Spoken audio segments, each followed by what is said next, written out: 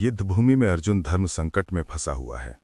उसकी हालत को देख श्री कृष्ण अर्जुन को कहते हैं, हे अर्जुन, धर्म के लिए भावना की नहीं बल्कि अपने कर्तव्य के ज्ञान की आवश्यकता है। इस बात की आवश्यकता होती है कि मनुष्य समझ ले कि उस परिस्थिति में उसका कर्तव्य क्या है। भावना तो कई बार कर्तव्य के रास्ते में आ जाती है, मनुष्य को कमजोर कर देती है।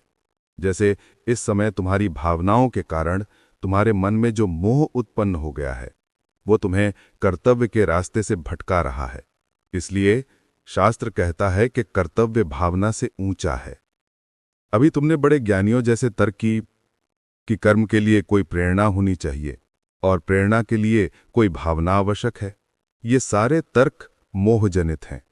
रिश्ते नातों के मोह ने तुम्हारी बुद्धि को धूमिल कर दिया है, इसलिए तुम्हें सत्य दिखाई नहीं दे रहा।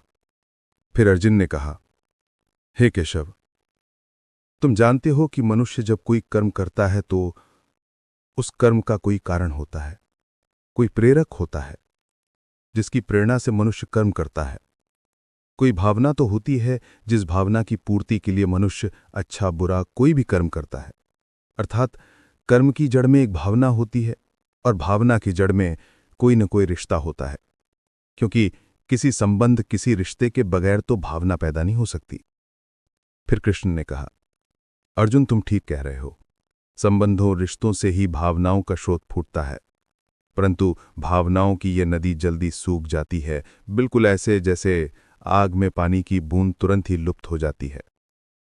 मरने वाले के चिता के ठंडे होने से पहले ही रिश्तेदारों की आंखों के आंसू भी सूख जाते हैं। कोई 2 घड़ी आंसू बहाता है, कोई 2 दिन। बहुत रोती है तुम मां, वो भी चंद दिनों में फिर संसार की माया में फंसक अपने दूसरे कर्म में लग जाती है। फिर अर्जुन ने कहा, हे केशव, एक तो तुम मुझे ये सिखा रहे हो कि ये रिश्ते नाते सब चंद दिनों का दिखावा है, और दूसरी ओर अभी अभी तुमने ये कहा कि संबंधों और रिश्तों से ही भावनाओं का स्रोत फूटता है। कहा था ना? फिर कृष्ण ने कहा, हां, और मैंने ये कहा था कि कर्म करने के लिए किसी न किसी भावना का होना जरूरी है। फिर अर्जुन ने कहा, भावना के लिए रिश्ते नातों की आवश्यकता है, क्योंकि किसी न किसी रिश्ते की जड़ से ही तो भावना पैदा होती है। इसलिए यदि मनुष्य सारे रिश्ते तोड़ देगा, अपनी भावना को त्याग देगा, तो फिर वो कर्म किसके लिए करेगा? फिर कृष्ण ने कहा, अपने धर्म के लिए, धर्म के लिए, हां, अपने धर्म के लिए। फिर अर्जुन ने कहा, अर्थात धर्म के लिए भावना की आवश्यकता नहीं होती?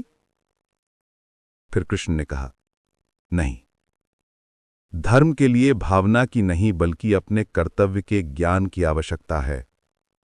इस बात की आवश्यकता होती है कि मनुष्य समझ ले कि उस परिस्थिति में उसका कर्तव्य क्या है। भावना तो कई बार कर्तव्य के रास्ते में आ जाती है, मनुष्य को कमजोर कर देती है। जैसे इस समय तुम्हारी भावनाओं के कारण तुम्हारे मन में जो मोह उत्पन्न हो गया है, वो तुम्हें कर्तव्य के रास्ते से भटका रहा है। इसलिए शास्त्र कहता है कि कर्तव्य भावना से ऊंचा है। अभी तुमने बड़े ज्ञानियों जैसे तर्क किए कि कर्म के लिए कोई प्रेरणा होनी चाहिए और प्रेरणा के लिए कोई भावना आवश्यक है। ये सारे तर्क मोहजनित हैं। रिश्ते नातों के मोह ने तुम्हारी बुद्धि को धूमिल कर दिया है, इसलिए तुम्हें सत्य दिखाई नहीं दे रहा। इसलिए इस समय तुम्हें धर्म स्पष्ट दिखाई नहीं देता। फिर अर्जुन ने कहा, धर्म क्या है, धर्म की व्याख्या क्या है, इस बात का निर्णय कौन करता है? हे मधुसूदन, वो कौन है जो धर्म का विधान बनाते हैं? फिर कृष्ण ने कहा, हे अर्जुन, हर प्राणी अपने धर्म का विधान स्वयं बनाता है। फिर अर्जुन ने कहा, मैं समझा नहीं केशव। फिर कृष्ण ने कहा, देखो पार्थ, धर्म का जो विधान किसी दूसरे ने बनाया हो वो तुम्हारा धर्म नहीं हो सकता। तुम्हारा धर्म वही है जिसे तुमने बनाया हो, जिसे तुम्हारी आत्मा ने स्वीकार किया हो। धर्म व्यक्तिगत चीज है जिसका फैसला व्यक्ति को स्वयं करना पड़ता है। फिर अर्जुन ने कहा, मैं अब भी नहीं समझा केशव। फिर कृष्ण ने कहा, देखो पार्थ, मैं एक उदाहरण देकर समझाता हूं। किसी के गांव पर डाकू हमला करके गांव की लड़कियों का अपहरण कर रहे हैं। उसी समय किसी का पिता मृत सैया पर पड़ा जीवन की अंतिम सांस ले रहा है और पुत्र से बार बार पानी का एक एक घूंट मांग रहा है। उस समय उस व्यक्ति का क्या धर्म है? वो मरते हुए पिता के कंठ में अंतिम समय गंगा जल की बूंद बूंद टपकाकर अपने पुत्र धर्म का पालन करे, या उसके गांव की लड़कियों पर जो संकट आ गया है उनकी रक्षा के लिए तलवार उठाकर उन डाकुओं का मुकाबला करे और आवश्यक हो तो जान भी देकर अपने गांव की इज्जत बचाए? इसका निर्णय कोई दूसरा कैसे कर सकता है? इसको धर्म का दौराहा या धर्म संकट भी कहते हैं। ऐसी परिस्थिति में वो व्यक्ति क्या करे, उसका फैसला कोई बाहर वाला नहीं कर सकता।